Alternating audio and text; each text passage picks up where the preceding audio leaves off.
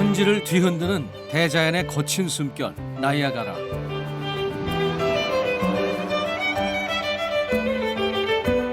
끝없는 습지대 위에 펼쳐진 살아있는 야생의 보물창고 에버글레이즈 국립공원. Open up for you. 미국 최남단에 위치한 몽환의 섬 키웨스트. 축복의 땅 미국의 대자연에서 만난 지상 최후의 낙원입니다.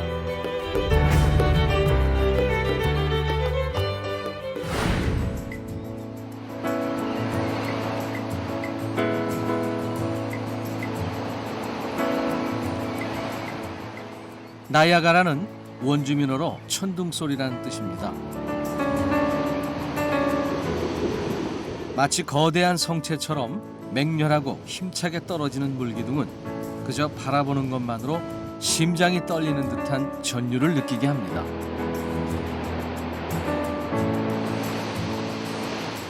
하지만 곧 깨닫게 되죠. 그 떨림이 초당 3천여 톤의 물이 50m 절벽에서 떨어지며 만들어낸 실제 지축의 진동이라는 사실을 말입니다.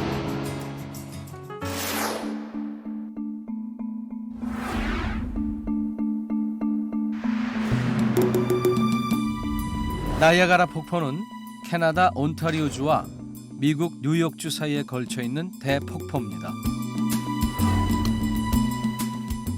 폭포가 유명세를 타면서 인근에 호텔과 카지노가 들어섰고 폭포 주변은 공원으로도 꾸며졌습니다.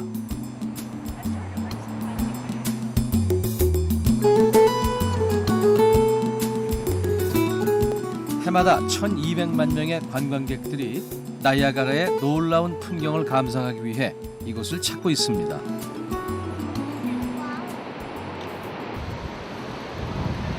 미국과 캐나다의 국경을 가르는 나이아가라 강은 레인보우 브릿지로 연결돼 있습니다. 제가 서 있는 이곳은요, 레인보우 다리입니다. 카나다와 미국 국경을 이어주고 있는데요. 저 뒤에 보이는 것은요, 나이아가라 폭포인데요. 아주 엄청난 물줄기를 나이아가라 강으로 쏟아내고 있습니다. 폭포 역시 가운데의 고트섬을 사이에 두고 미국의 아메리카 폭포와 캐나다의 호슈슈 폭포로 나뉘어져 있는데요. 캐나다의 전망대에서 내려다 보이는 호슈슈 폭포는 폭 670m로 아메리카 폭포의 2배 크기에 달하는 좀 더 웅장한 경치를 자랑합니다. 서로 다른 매력을 자랑하는 두 폭포를 즐기는 방법은 다양합니다. 폭포에 받쳐진 원주민 처녀의 전설을 딴 안개 속의 숙녀호는 낙하지점 발치까지 다가가 폭포의 박력을 생생히 전달합니다.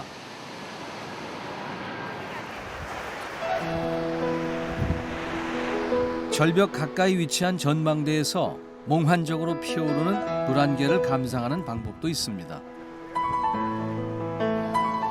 좀 더 깊은 폭포의 속살을 맛보기 위해 테이블 록 하우스를 이용하기도 합니다. 지하 38m 아래에서 본 폭포의 뒷모습은 아치형 액자 속에서 살아 움직이는 예술품 같죠? 좀 더 폭포에 가까이 다가가면 커튼처럼 드리운 폭포의 옆모습도 볼 수 있는데요. 세찬 물살에 숨이 찰 정도입니다.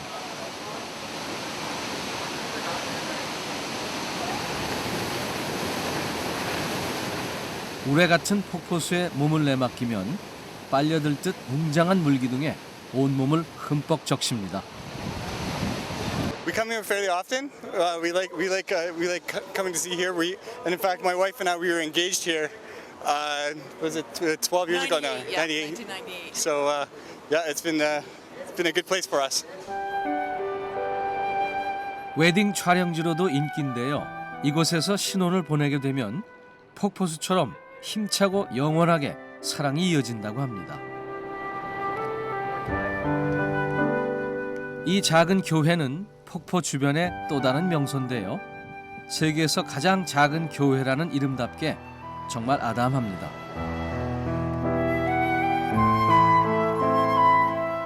세계에서 가장 작은 그러한 교회라고 합니다.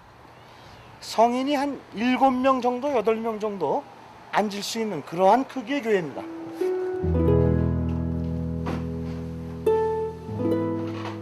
한 사람이 앉았을 뿐인데 벌써부터 꽉 찬 느낌이죠.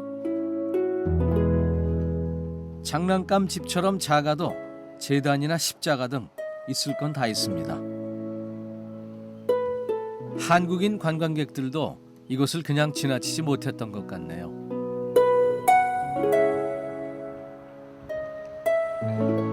사업에 실패한 사업가가 지었기에 이렇게 작게 지어졌다는 재미난 유래도 전해집니다. 늘어나는 관광객들의 발길을 유혹하기 위한 폭포 주변의 볼거리 중에 하나입니다.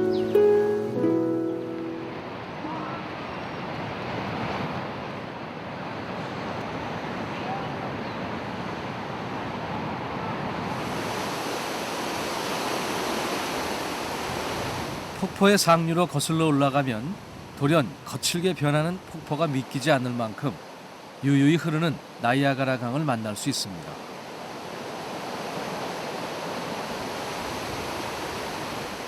나이아가라 강은 캐나다와 미국의 국경을 가로지르며 흐르는 강입니다. 세계 5대 호의 하나인 온타리오호와 이리호를 잇는 강이죠.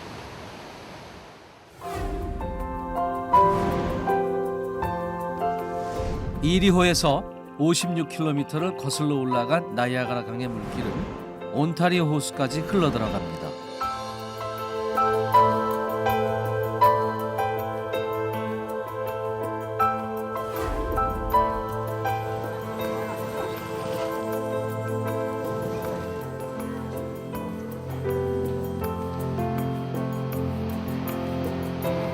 나이아가라 폭포는 이과수 폭포, 빅토리아 폭포와 함께 세계 3대 폭포의 하나입니다.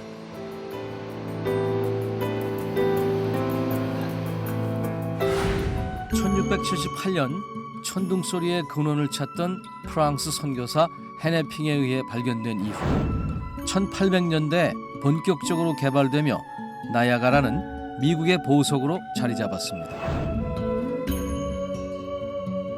1848년 겨울에는 한파로 얼어붙어 30시간 동안 폭포가 멈춰 보기 드문 장관을 연출하기도 했습니다.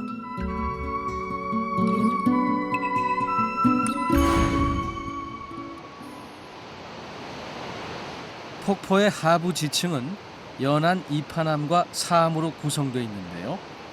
엄청난 수량의 물살이 하부 지층을 향해 후벼 파듯 쏟아집니다. 이 때문에 상부의 절벽이 해마다 약 1m 정도를 깎아내리고 있다니 물살의 위력이 정말 대단합니다. 세찬 물살에 벼랑의 침식이 이대로 계속된다면 폭포는 사라질 수도 있다고 하는데요. 수력 발전소를 건설해 수량을 조절하면서 폭포의 수명을 늘리고 있습니다.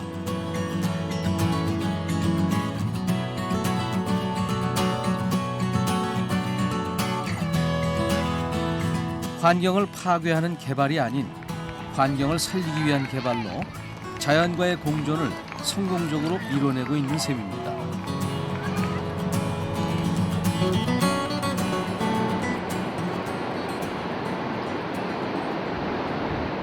상층부에서 떨어져 내린 절벽의 조각들은 아직도 아메리카 폭포의 아래쪽에 쌓여 있는 것을 눈으로 확인할 수 있는데요.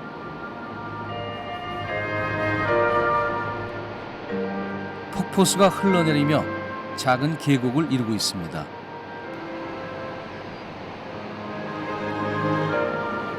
폭포를 타고 오르는 목조 구조물을 따라 폭 320m, 높이 51m에 달하는 아메리카 폭포의 위력을 느낄 수도 있습니다.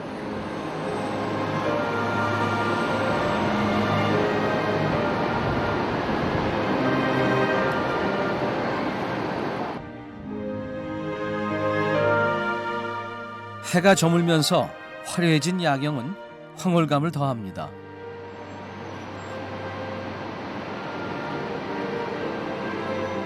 그토록 거칠고 야성적이던 폭포는 밤이 되면 색색의 조명 속에 여신의 옷자락처럼 우아한 모습으로 변모합니다. 비로소 사람들은 깨닫습니다. 때로 자연은 한 걸음 물러나 보는 것이 더 아름다울 수 있다는 것을 말입니다.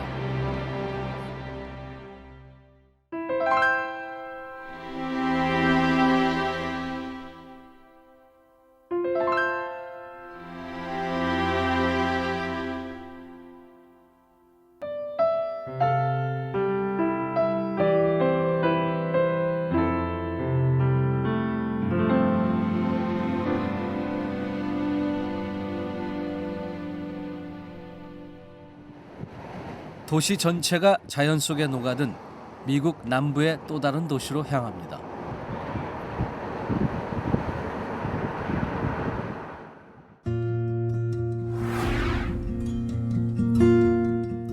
마이애미는 미국 남동부 플로리다 반도에 위치한 항구 도시입니다.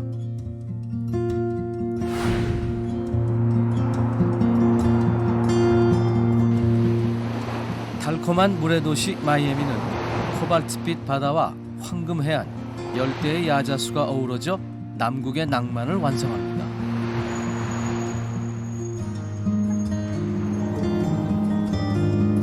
초호화 요트와 부호들의 별장이 모여있는 미국인들이 가장 아끼는 휴양지이기도 합니다. 화려한 도심을 벗어나 아름다운 카리브 해안 도로를 달리다 보면 평화로운 초원지대가 나타나는데요.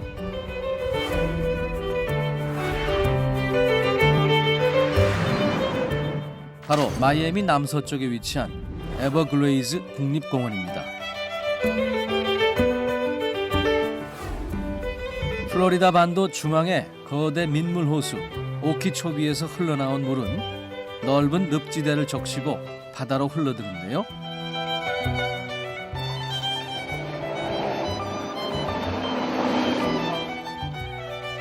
그 광활한 늪지가 바로 에버글레이즈입니다.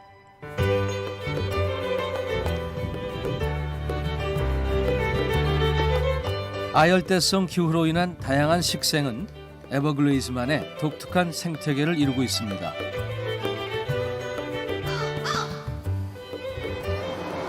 총 면적 5,929제곱킬로미터, 서울의 10배에 달하는 끝없는 에버글레이즈의 흐르는 늪은 지구의 허파로도 불립니다.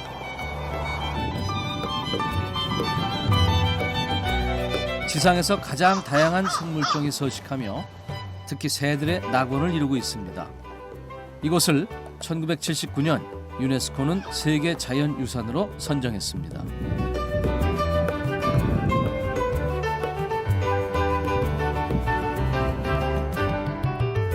우기와 건기가 뚜렷한 늪지대에 적응해 살아온 생물들은 에버글레이즈의 원주민이나 다름없었죠.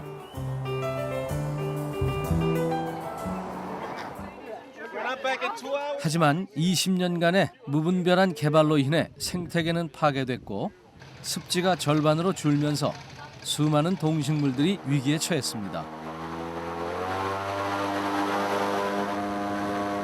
다행히 1999년부터 본격적인 복원 계획을 실시하면서 현재는 생태 관광의 메카로 거듭나고 있습니다.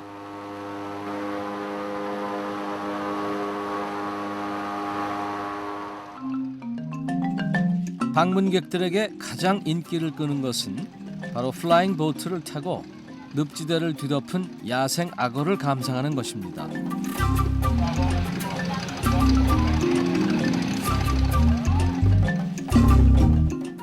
철책도 우리도 없이 눈앞에서 거대한 악어가 일광욕을 즐기는 모습을 보노라면 야생의 정글을 누비는 듯한 스릴을 느낄 수 있습니다.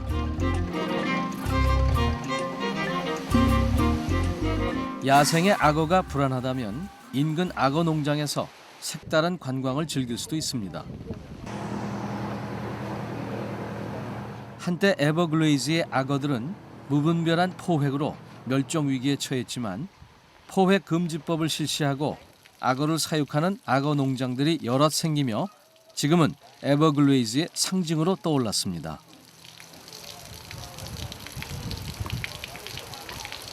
악어는 두개골과 치아 구조에 따라 세 종류로 나뉘는데요. 크로커다일과 엘리게이터 두 종류가 함께 서식하는 곳은 이곳 에버글레이즈가 유일합니다.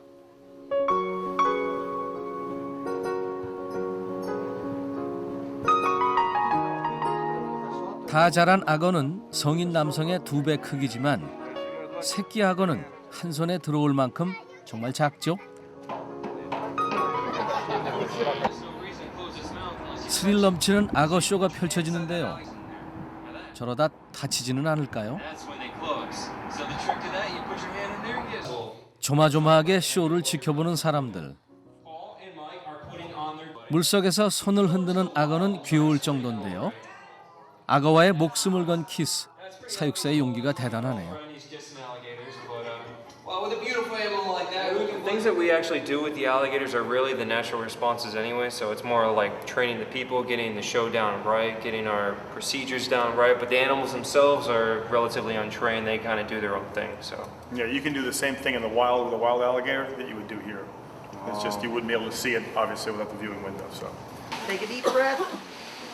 이 소녀는 뭘 하려고 이렇게 심호흡까지 하는 걸까요? 사육사가 들어올린 것은 거대한 보아뱀입니다. 겁에 질린 소녀의 손이 뱀의 몸에 닿자 관광객들의 비명이 쏟아집니다.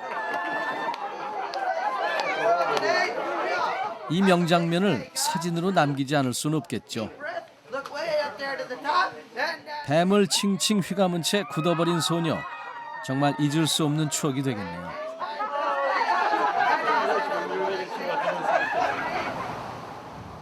몽키 정글은 에버글레이즈 안에 또 다른 테마파크입니다. 안경 원숭이를 비롯해 흰수염 원숭이, 맨드릴 등 50여 종에 달하는 희귀 원숭이들을 볼 수 있습니다.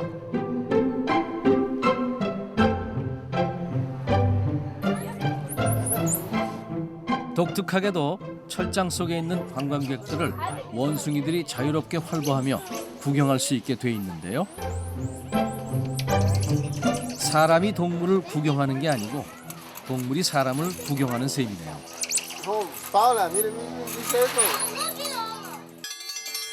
식사 시간이 되자 원숭이들이 몰려듭니다. 줄타기를 하는 원숭이 역시 길들여진 몸짓이 아닌 자유로운 야생의 모습 그대로네요.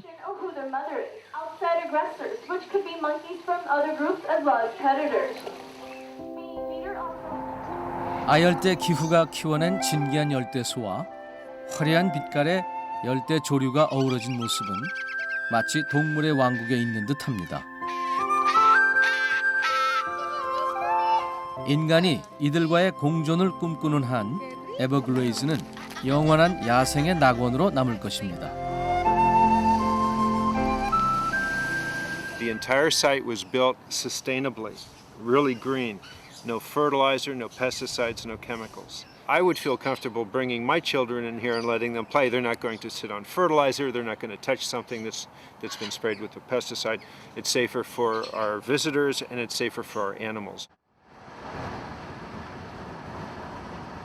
마이애미에서 약 250km를 달려 미국 최남단에 위치한 또 다른 지상 낙원으로 향합니다.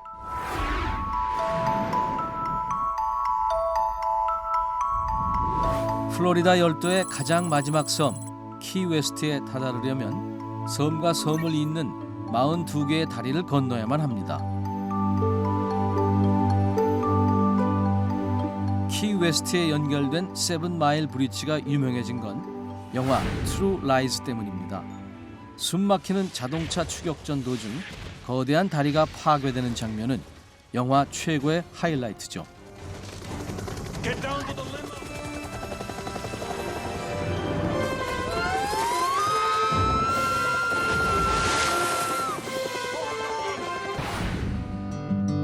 영화 속 명소를 촬영하려는 여행객들로 다리는 늘 차들이 정체돼 있습니다.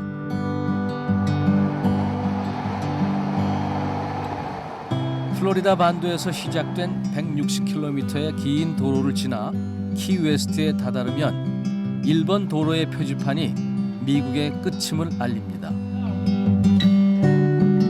땅끝 포인트 역시 마찬가지죠. 키웨스트에서 거의 유일하게 높은 건물인 등대에 올라서면 면적이 19제곱킬로미터밖에 되지 않는 자그마하고 아담한 섬의 전경이 한눈에 들어옵니다.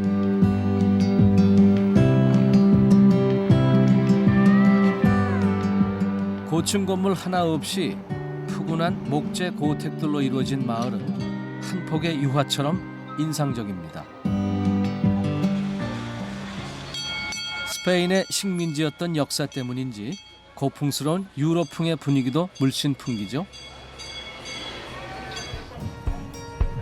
쿠바와 인접한 남극의 열대성 기후는 거리에 이국적인 활기를 더합니다.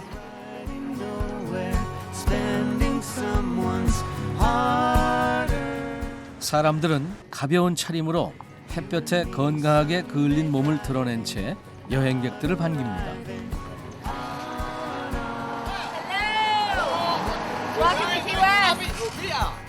수많은 사람들이 미국의 최남단을 보기 위해 키웨스트를 찾고 있습니다. It weren't that great today. I think because times are bad in New York, at Long Island. I mean down here, in the Keys. But everything's good here. Enjoy yourself while you're here.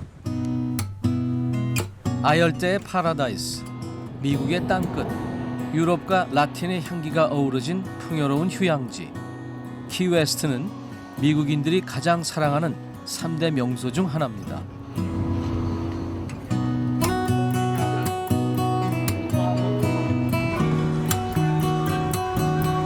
이곳의 난파선 박물관은 또 다른 볼거리를 제공하는데요.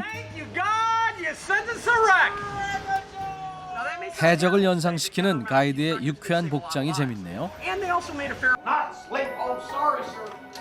유난히 불안정한 기류의 카리브해에서는 수많은 배들이 금은 보화와 함께 가라앉았는데요. 이곳 박물관에는 인양된 난파선과 함께 배에 실려있던 귀중품들이 전시돼 있습니다. 상아와 황금 금괴, 값진 금은 세공품들이 300년 만에 아름다운 자태를 드러내고 있죠. 16세기부터 키웨스트는 카리브해의 진주라 불리며 유럽과 대륙을 잇는 교역의 중심지 역할을 해왔습니다. Vessel ever to be salvaged in the whole area. It brought in over $52,000 for the wreckers, which in today's money is over $825,000. 신대륙으로 운반하려던 석재는 당시 유럽풍 건축이 유행했다는 것을 말해주고 있습니다. 아직도 보물을 노리는 수많은 다이버들이 이곳을 찾고 있습니다. 그들의 손에서 키웨스트 역사의 조각들도 함께 건져 올려지겠죠.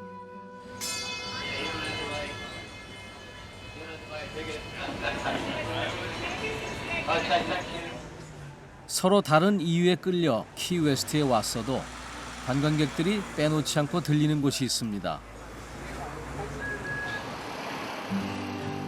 바로 소설가 어네스트 해밍웨이가 말년에 소설을 집필했던 그의 집입니다.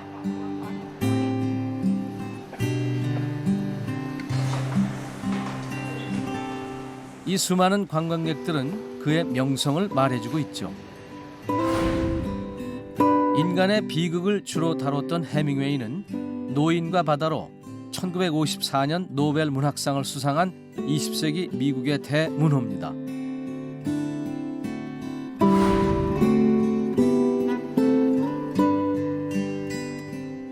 체중에 민감했던 그의 체중계를 비롯해서 아직도 집안 곳곳엔 해밍웨이의 흔적들로 가득합니다.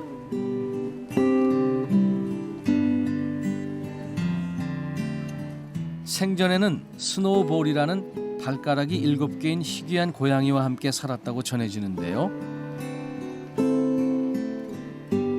피카소는 고양이 조각상을 그에게 선물하기도 했었습니다.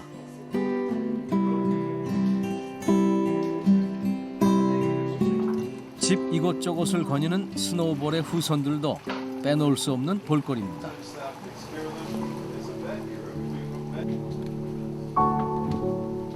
2층으로 향하는 계단을 오르면 그가 말년에 누구를 위하여 종은 울리나 등의 소설을 집필했던 작업실이 고스란히 남아 있습니다.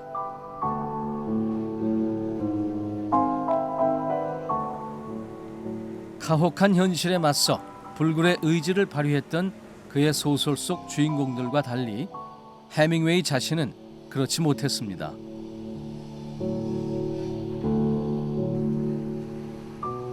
그가 자살로 생을 마감한 후에도 사람들은 키웨스트의 아름다움과 함께 해밍웨이의 얼굴을 떠올리고 있습니다. 키웨스트로 가는 길엔 새 다리가 놓이며 옛 다리는 버려졌지만 그의 걸작처럼 키웨스트는 변함없이 많은 이들에게 감동을 전하고 있습니다.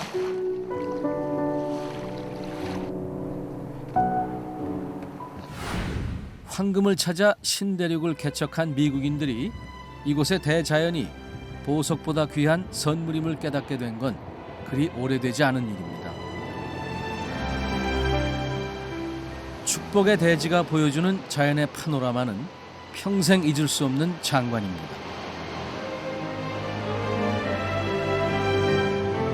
거대한 요람처럼 물 한 개를 두르고 인간을 품고 있는 대자연의 젖줄은 공존과 조화의 손길을 거두지 않는 한 언제나 영원처럼 흘러내릴 것입니다.